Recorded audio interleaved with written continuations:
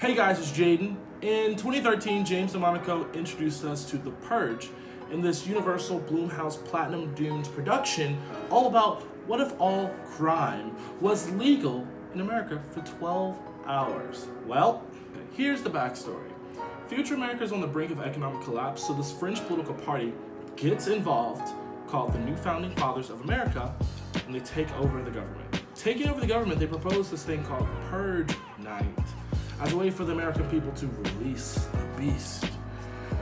It seemed like it worked because it supposedly saved America's economy, I guess. The 2013 film, The Purge, is more about world building, a movie testing out the concept of the franchise. It is a self-contained story about an affluent family in LA staying at home on Purge Night, when all of a sudden people in masks try to get in and kill a guy their son chooses to help. The wildest part of the film was when the neighbors intervened to save the family from a gang in masks, only to turn on the family out of jealousy. The movie really set the tone for the series because it really honed the idea of it be your own people. The second film, The Purge Anarchy, came out a year later. If The Purge was the tone setter, then Anarchy was the model to follow. Introducing the random group of characters with interconnected storylines model, it focused on people on the street during Purge Night. I don't remember this movie at all. I watched it, and there was something about the main group ending up in an NFFA kill spot, purge spot. I don't know what it's called, but it's where the members of the NFFA would go to safely kill people. A bit ironic. Which brings us to the third film. The Purge election year came out in 2016, and it did not shy away from taking shots at Donald Trump. Going off the model established in Anarchy, we're introduced to a random group of people with interconnected storylines, including a U.S. senator running against the NFFA on a platform of the purge is not needed anymore. The NFFA doesn't like that, so they change the rules and try to kill her. Things happen, but she's still alive in the end, and she wins the election, ending the purge. I really thought that was it. A fitting end to a franchise that was a little too realistic, a little too close to home, you know? But in 2018, we got another one. The First Purge. A prequel about the First Purge experiment in Staten Island. A big theme in these movies is the poor are really what's destroying the country, mainly poor minorities. If you did not think it was obvious by election year, well, the First Purge is gonna beat you over the head with it. With a varied cast of characters again, this time the film talks about the NFFA rigging the events of the first experiment to bring Purge Night nationwide. They release bounty hunters, crazy people, racists, NFFA, militia, to take out minorities in their own communities and make it look like the minorities are doing it to themselves.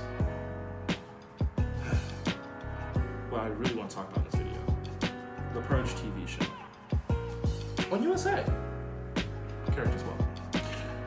It debuted in the fall of 2018, and it seemed like they were going to use the same formula that had debuted in the prior Purge films with interconnected storylines. Except, this seemed like a long Purge film. Very, very long. Not bad, just long. I'll be honest, I did not want to watch this show. I had no interest. Mainly because the trailer just seemed like it really was going to be what I thought it was, of a 10-episode Purge movie, but in a long 10 hours of TV. And it's just that. But my cousin's in season 2, so I wanted some context before going into season 2. Little did I know the seasons are not connected. But season 2 is doing something I've been wondering for years. What happens after Purge Night? Or if emergency services are canceled at 7 p.m. to 7 a.m., then can't people commit crimes 30 minutes or whatever before or after the siren goes off? Well, I got my answer in the first episode, and it's no. It seems like the series is taking a change of going in depth to the criminals who committed crimes but after Purge Night, or bounty hunters who did not get their bounty, or a little storyline about the NFFA people watching all the crimes that are getting committed. I'm not gonna lie, kinda interested. Didn't see it coming. And it's something different that we haven't gotten before.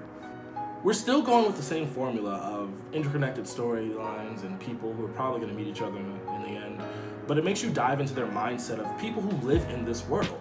giving me more context. Like, oh, is that the HR lady? Or, wow, so the HR lady went and killed Karen because Karen didn't get her timesheets on time. It'd really be that petty for the reason why people do things on Purge night. Which brings me to a whole other thing about why murder is the first thing that people go to.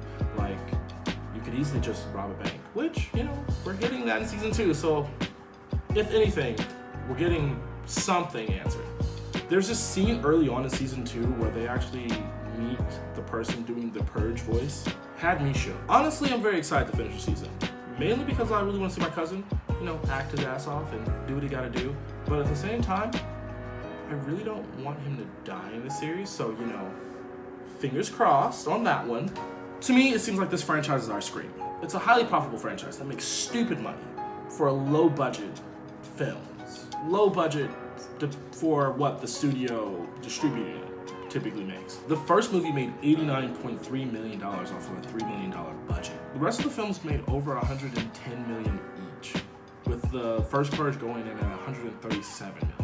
And all of their budgets were lower than $14 million. So these obviously know how to get butts in seats. People really get activated to go watch these films. I guess TV is just a way to sit there and tell a long-form story, but at least season 2 is doing something different than what season 1 is. Season 1 was interesting. I'm not gonna say that it wasn't, but season 2 is really doing something that the other movies probably can't really do. I don't think you're gonna make a movie about Karen in HR or about, you know, Debbie down the street, you know? It's just not gonna work. The craziest thing to me is that James DeMonaco has said that we're getting another Purge film in 2020. Now, whether that's true or not, there hasn't really been much news on that. That's a whole other thing. And it seemed like he said he wanted to make it a heist film, but we kind of got that in the first episode of season 2. So, we'll see. I'll be watching. Anyway, that's been my video today. I hope you liked it. I really find this series to be something different than what's out there currently, especially USA. USA's kind of been on the slump ever since it lost like a lot of its core show, you know, The Royal Pains, The Psych, Monk, you know, that era. Burn Notice. If you know, you know. But yeah, do you like The Purge? Do you want to see another Purge film? What would you think would be a good Purge film? Let me know in the comments. Really want to talk to it. Give me a like, give me a subscribe. I know y'all are watching, so let me know. Anyway, have a great day and just enjoy yourself. Like, go off. Bye.